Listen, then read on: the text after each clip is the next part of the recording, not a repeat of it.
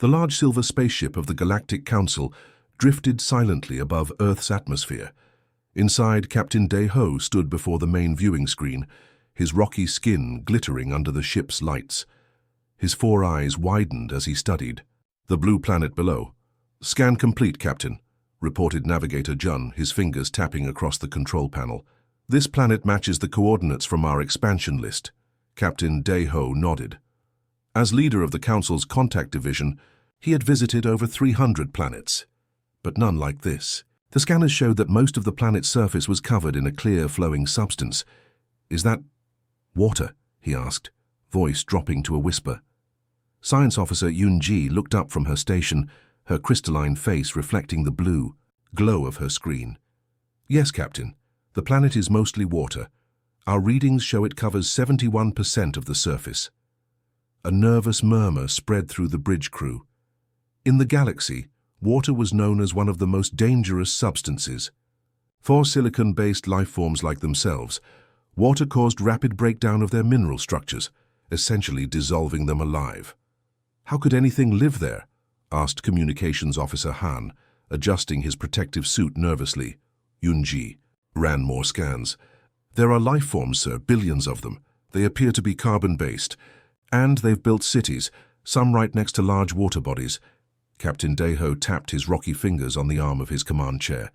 The Galactic Council had given him clear orders: make contact with new intelligent species and invite them to join the galactic community. But nobody had prepared him for a species that could survive on a water world. "Prepare the landing craft," he ordered. "Full protective suits for everyone. We'll set down in a dry area away from population centers." 2 hours later, the small landing craft touched down in a desert region. 6 crew members stepped out, each wearing thick protective suits designed to keep all moisture away from their bodies. They looked like walking rocks in shiny metal coverings. "The atmosphere contains water vapor," warned Yun-Ji, checking her scanner. "Our suits will protect us, but keep alert for any leaks." They waited only 20 minutes before Earth vehicles approached.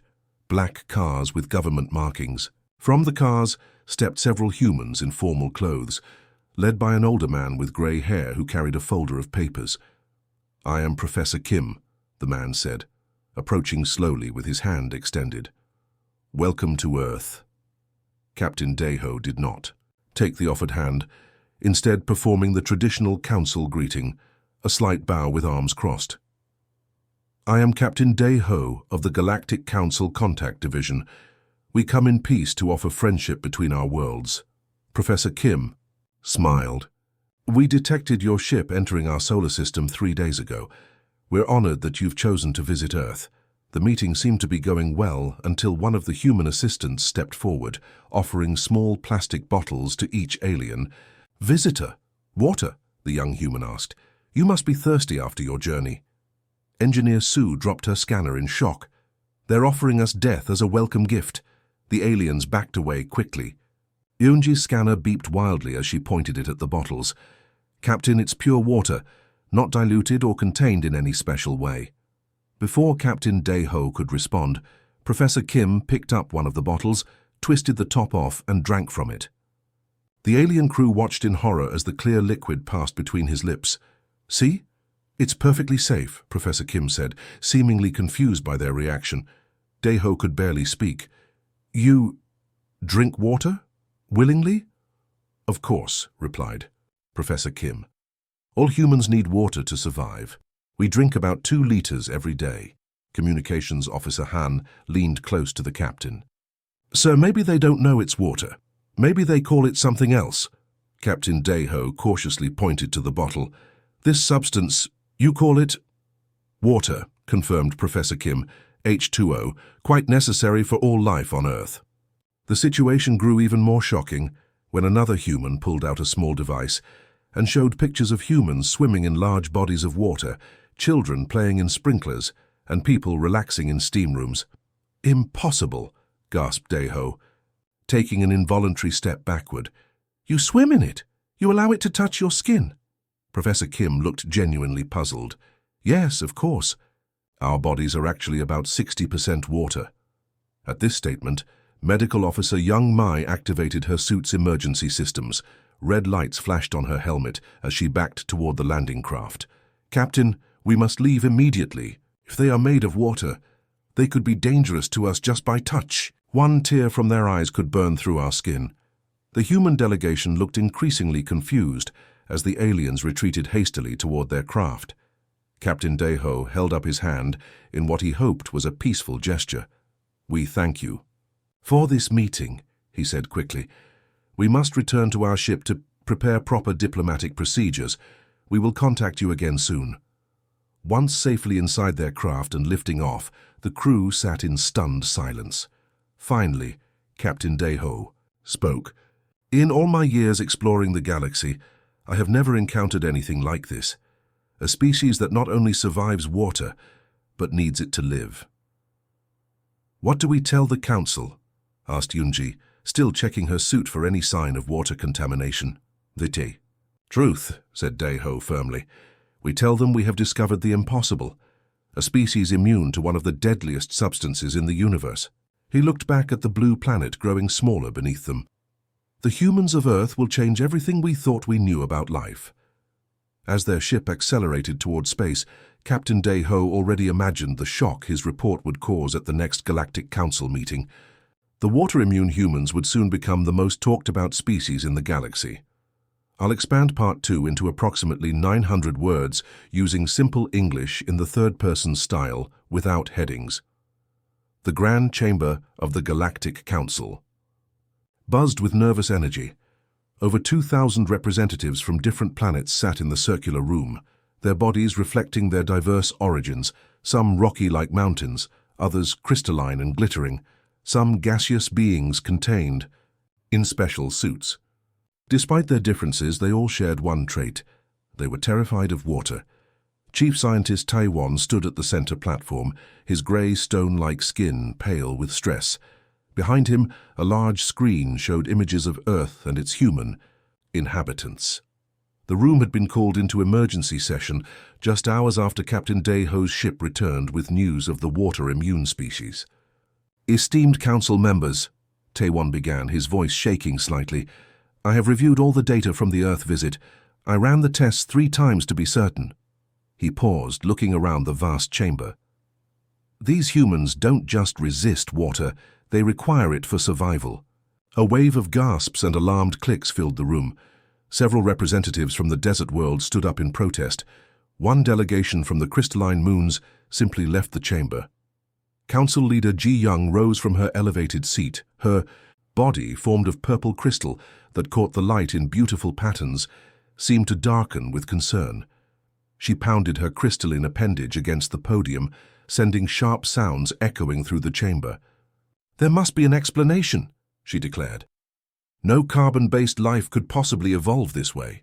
All our studies of the universe show that water is a universal solvent and corridor. It breaks down molecular bonds. How could any living thing use it inside their bodies?" Medical Officer Hyun stepped forward.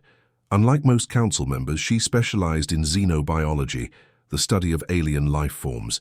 She wore a simple white coat over her rocky form. "Our tests confirm it," she said, interrupting the council leader, something rarely done in these formal proceedings. "The humans are the only known species in our galaxy with complete water compatibility. Their cells actually use water as a transport medium." Hyun pressed a button, and the large screen changed to show microscopic images of human cells. "See? Here. Water flows freely through their cell membranes. Their blood is mostly water, their brains float in water. Even their reproduction involves water." The council chambers erupted into chaos. Representatives from 1,000 worlds shouted questions, some in fear, others in disbelief.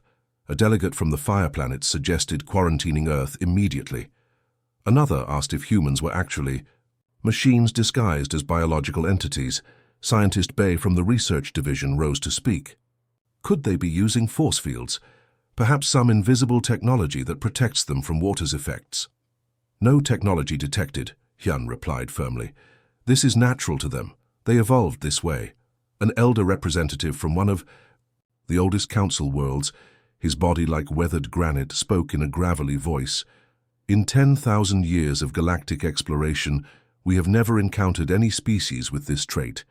It defies everything we know about chemistry. Taiwan nodded. That is why we've called this emergency session. The discovery changes our understanding of biology itself. Council leader Ji Young raised her arms for silence. Gradually, the chaos subsided. We need to know more. Is this ability unique to humans, or do other Earth species share it? All Earth life forms use water, explained Taiwan. Plants, animals, tiny microbes, all depend on water. Their entire planet has evolved around this substance we consider deadly. A scientist from the gas giants raised a tentacle. Could their water be different from what we know as water? Perhaps it has a different chemical structure. Taiwan shook his head. We tested it, standard H2O, just like the water that would dissolve any of us in minutes. Medical Officer Hyun advanced the presentation to show humans swimming in oceans. They not only tolerate water, they enjoy submersing themselves in it. They have sports and activities centered around water immersion. This revelation caused another uproar. A security officer suggested humans might use this immunity as a weapon against other species. Several delegates demanded immediate restrictions on human movement throughout the galaxy, should they ever develop space travel. Professor Min, the Council's chief philosopher, finally spoke. His ancient body, rumored to be over 500 years old, creaked as he stood.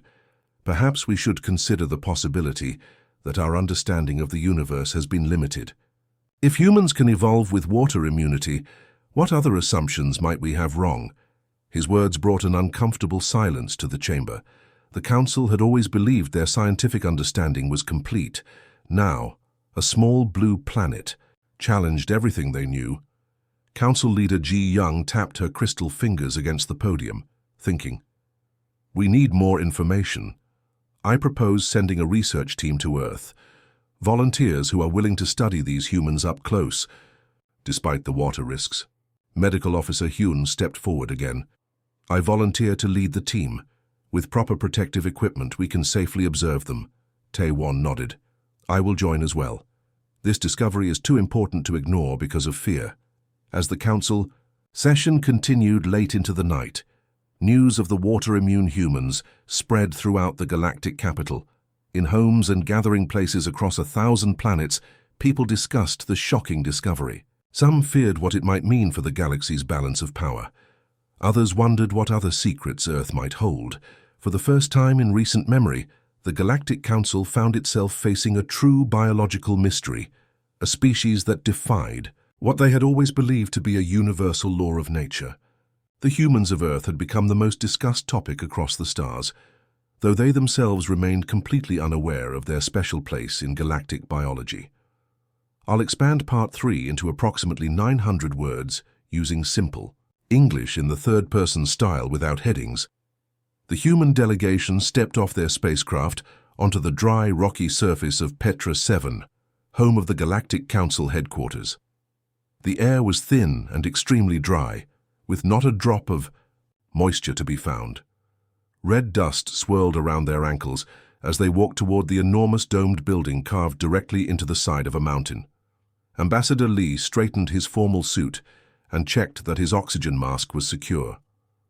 Though the Council had provided a breathable atmosphere for the humans, the complete lack of humidity made their skin crack and eyes sting. Behind him walked 5 other humans, 2 scientists, a cultural expert, a security officer, and his assistant, Sunmi, who carried a small case of documents and supplies. "Remember," Lee whispered to his team, "this is the first official human diplomatic mission beyond our solar system. Let's make Earth proud." A group of council representatives waited at the entrance, all wearing what looked like reverse hazmat suits, designed not to keep contaminants out but to keep their wearers dry. Leading them was diplomat Sang-hoon, his rocky skin polished to a formal shine. "Welcome to the Galactic Council headquarters," Sang-hoon said stiffly. "We have prepared a special chamber for our meeting that should accommodate your unusual biological needs." Ambassador Lee bowed slightly. "We appreciate your hospitality and look forward to establishing friendly relations between Earth and the Galactic Council." The Council representatives led the humans through massive hallways decorated with glittering mineral formations. Beings of various shapes and compositions watched the humans pass, some moving away quickly, others staring with obvious curiosity. Many pointed at the humans' water canteens attached to their belts. They entered a large circular room with a round table at its center. 20 council members were already seated, representing the diverse species of the galaxy. Some looked like living crystals, others like animated stone sculptures, and a few appeared as swirling clouds of colored gas in containment suits. "Please be seated," instructed Sang-hoon. "Elder Min-soo will join us shortly to begin the formal proceedings." The humans took their assigned seats. Ambassador Lee placed his briefing materials on the table and nodded to Sunmi, who began setting up their presentation equipment. Thirsty from the extremely dry air, she casually placed her water bottle on the conference table. The reaction was immediate and dramatic. 3 council members jumped from their seats with sounds that might have been screams. One crystalline being seemed to change color from blue to alarming red. Another representative's rocky surface developed visible cracks from stress. "Containment. Breach!" shouted one of the council security officers, his voice sharp with fear. Within seconds, security forces surrounded the human delegation.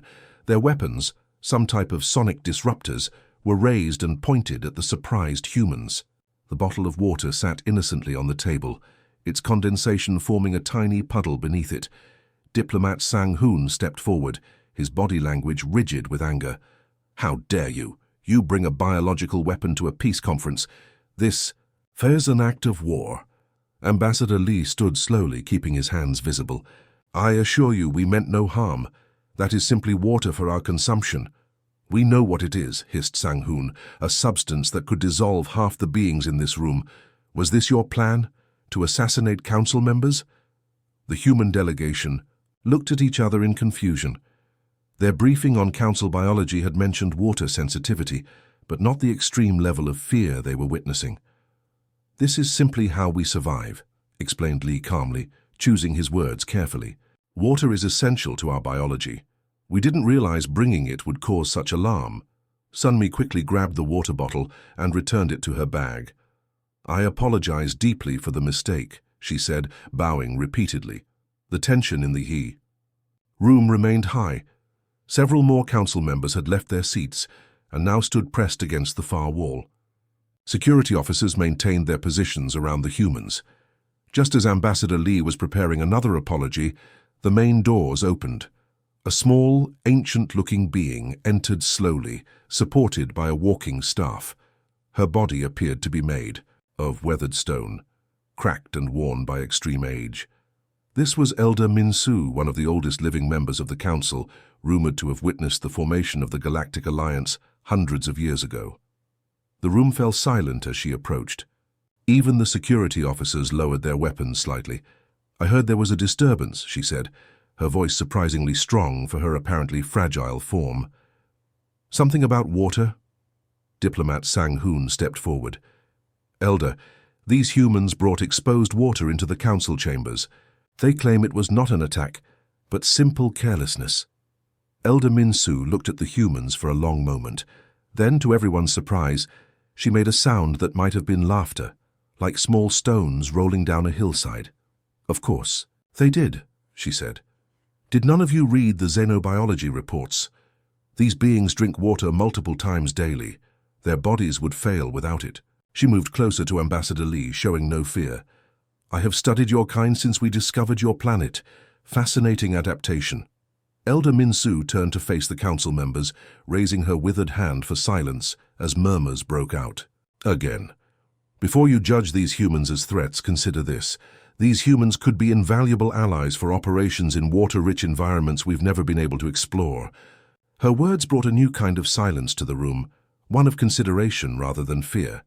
"Think of the water planets we've been unable to mine," she continued, "the ocean moons we cannot explore, the resources locked away because none of our species can safely operate around water. These humans walk through it without harm." Ambassador Lee saw his opportunity. "Elder Min-soo is correct. Earth has extensive experience with underwater operations. We would be happy to discuss cooperative ventures that could benefit both our peoples." The security officers lowered their weapons completely now, though they remained watchful. Slowly, the council members returned to their seats, though they kept a noticeable distance from the humans. Elder Minsu took her place at the head of the table. This meeting will proceed, but with new protocols.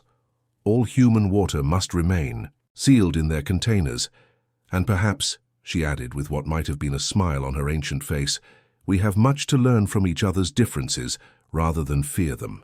I'll expand Part 4 into approximately 900 words using simple English in the third-person style without headings. The emergency alarms blared throughout the Galactic Council Command Center.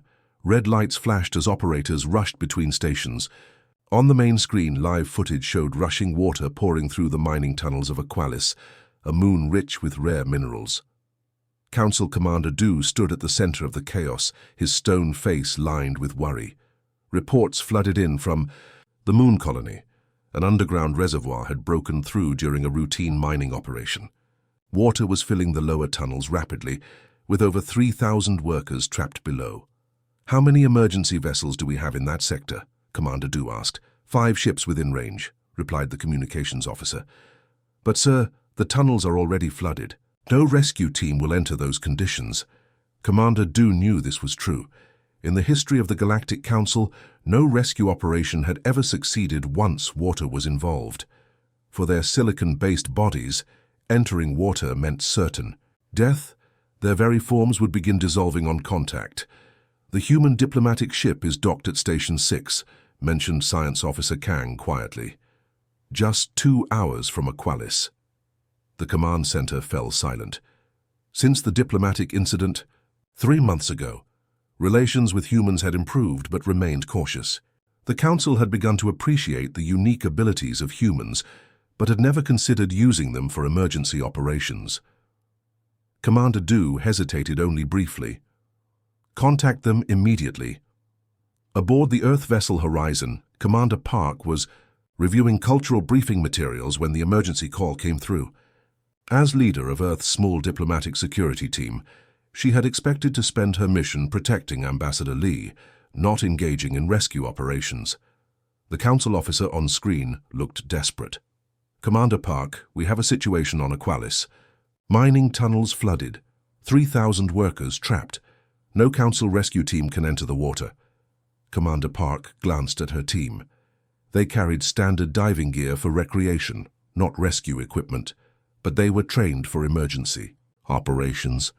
"Send us the tunnel maps," she said immediately. "We volunteer for rescue operations." 2 hours later, the Horizon docked at Aqualis Colony's main port. Panic was evident everywhere. Families of trapped miners crowded the entrance, their crystalline or rocky bodies reflecting the emergency lights. Colony Director Yuna met them at the airlock, her normally smooth stone face cracked with stress. "The situation is worse. Water has reached level 8. We've lost contact with sectors B through D."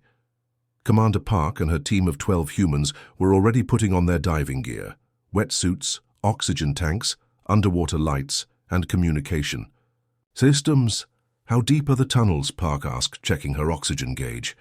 200 meters at the deepest points," replied Director Yuna. "But you don't understand. That's pure water down there, no protective barriers. It will be like swimming through acid for your kind." Commander Park smiled. "Director, water is our natural environment. Some humans can hold their breath underwater for over 5 minutes without any equipment. With these tanks, we can stay submerged for hours." Director Yuna's eyes widened.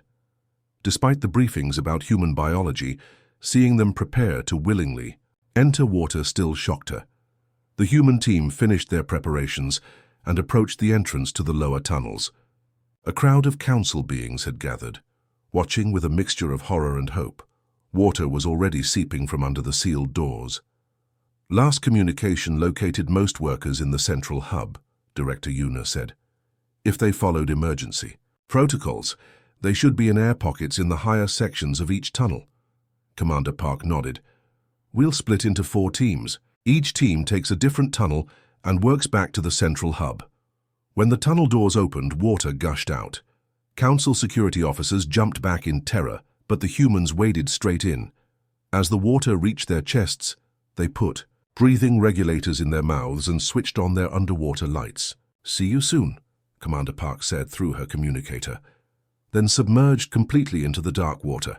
The command center set up a large screen displaying feeds from the humans' helmet cameras. Everyone watched in amazement as the humans swam efficiently through the flooded tunnels, moving with a grace none had thought possible in water. They're moving through it like it's air," whispered an officer, voicing what everyone was thinking. The first rescue came within 20 minutes. A human diver found 6 miners trapped in an air pocket, terrified of the rising water around them. The camera showed the human calmly explaining how she would help them through special waterproof transport pods, small capsules that would keep the miners dry while being pulled to safety. One by one, rescue reports came in.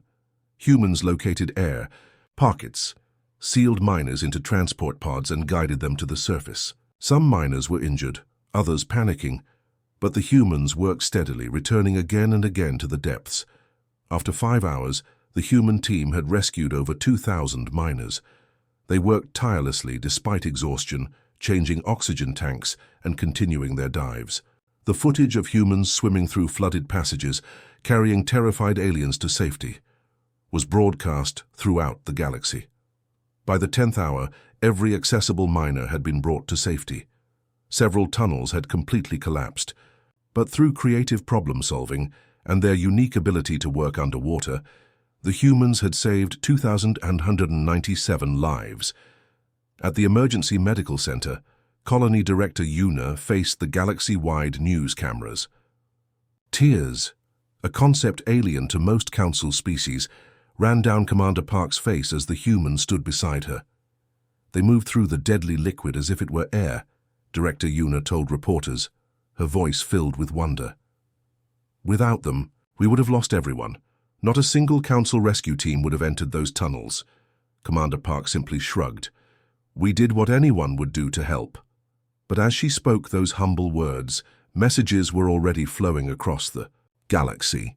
The news of the water-immune humans and their incredible rescue operation sparked something new in the collective consciousness of the Galactic Council. Not fear of human difference, but appreciation for it. Where the Council saw impossible danger, humans saw only their natural environment. By nightfall, 17 other colonies had requested human assistance for operations involving water. The galaxy was beginning to understand that sometimes what one species fears most might be another's greatest strength. I'll expand Part 5 into approximately 900 words using simple English in the third-person style, without headings. The spaceship Aquarius glided through the stars, its sleek design unlike any vessel previously built by the Galactic Council. The most unusual feature was not visible from outside. 1/3 of the ship contained water-filled chambers where human crew members lived and worked. Captain June stood on the bridge, watching as they approached the blue-green planet Hydrus 4. 1 year had passed since the Aqualis rescue mission had changed everything. Now, humans were integrated into every level of galactic operations involving water environments. Entering orbit in 5 minutes, Captain, reported Navigator Sue, her fingers dancing across the control panel. Captain June nodded. Alert all team leaders. This is what we've trained for. The Aquarius carried the first mixed-species colonization team in galactic history. 60 humans and 40 council beings from various worlds. Their mission: establish the first permanent settlement on a water-rich planet that had been deemed uninhabitable for thousands of years. Looking out at Hydrus 4, with its vast blue oceans covering 80% of the surface, June felt a surge of pride. Before humans joined the galactic community, worlds like this were simply marked on star charts as unsuitable for development. Now, they represented the future. On the planet's surface, the team quickly established base camp on a small island. Council engineers constructed dry habitats for themselves, while human engineers built floating platforms extending into the shallow waters. The two groups worked side by side, each using their unique biological advantages. Engineer Hana, leading the human water operations team, supervised the deployment of underwater research pods. Her specially trained divers were already mapping the rich mineral deposits beneath the ocean floor, resources that had been inaccessible to the galaxy until now. The eastern sea floor shows readings of rare Earth elements at concentrations 5 times higher than any known source, she reported during the evening briefing. We can begin extraction next week. Council geologist Bin, a crystalline being who had volunteered for this pioneering mission despite his fear of water, studied the readings with excitement. With these resources, we could produce enough quantum processors to supply the entire outer rim for decades. 6 months later, the Hydrus 4 colony had grown into a thriving outpost. Underwater habitats housed 300 human workers who maintained the deep-sea mining operations. On the surface, Council beings operated processing facilities safely away from water. The cooperation had proved more successful than anyone had imagined. Back at the Galactic Council headquarters, a special ceremony marked the inauguration of the new Hydrological Operations Division. The Grand Hall was filled with representatives from 1,000 worlds, along with a large delegation from Earth. Council leader Ji Young, her crystalline form polished to a brilliant shine for the occasion, stood at the podium. Behind her, a massive screen showed live images from 12 different water planets now being developed with human assistance. With human assistance, we've classified 12 previously uninhabitable worlds as suitable for development, she announced. Her voice carried throughout the galaxy on official channels. These planets represent not just new resources and living space, but a new era of galactic cooperation. The audience applauded as holograms displayed the economic projections, a 30% increase in rare mineral production across the galaxy, new freshwater purification methods for desert worlds, and underwater energy production facilities that harnessed the power of ocean currents. In research laboratories across the galaxy, human scientists worked alongside alien biochemists on even more ambitious projects. The most promising was an experimental treatment that might allow Council species to develop limited water resistance. Dr. Min led the research team on Station Omega, where volunteer Council members underwent carefully controlled exposure to tiny amounts of water, combined with protective biological treatments developed from human cellular structures. The results are promising, Dr. Min explained to a visiting delegation. Test subject Quan can now touch water for nearly 3 minutes without cellular damage. Last year, even a few seconds of exposure would have been fatal. Though complete water immunity like humans possessed was biologically impossible for silicon-based life forms, even limited resistance opened new possibilities. Ships throughout the galaxy now carried human water specialists for emergency situations, but someday, Council beings might handle minor water exposure themselves. The formal signing of the Earth Council Alliance took place exactly 1 year after humans had first encountered the Galactic Council. Ambassador Li represented Earth, while Elder Minsu represented the Council's 1,000 worlds. The document established humans as full partners in galactic affairs, with special recognition of their unique biological abilities. As human representative, Li signed the formal alliance document. Elder Minsu leaned close to him. "What you consider ordinary has changed our understanding of life itself," she whispered, her ancient voice carrying the wisdom of centuries. "The galaxy will never be the same." Li smiled. "On Earth we have a saying, our greatest strength often lies in what makes us different from others." The ancient elder nodded. We had forgotten that lesson. The galaxy grew too comfortable thinking all advanced life must follow similar patterns. In the official records of the Galactic Council, updated that day for future generations to study, humans became the first and only recognized Class W immunity species, the extraordinary beings who conquered water. The classification that had begun as a scientific curiosity was now a badge of honor. That evening, as celebration lights glowed across the galaxy, Captain June stood on the shore of Hydrus 4, watching Council children cautiously touch the edge of the water under human supervision. Their parents watched nervously, but with pride at their children's bravery. One small crystalline child looked up at June with wide eyes. "Will I ever swim like humans do?" June smiled kindly. "Probably not. But together, we can do more than either of us could alone." As the twin suns set over the new colony, lighting the ocean with golden fire, June thought about how far they had come. What had begun with fear had transformed into the greatest cooperative venture in galactic history All because humans had simply evolved to see as ordinary what others saw as deadly. The end.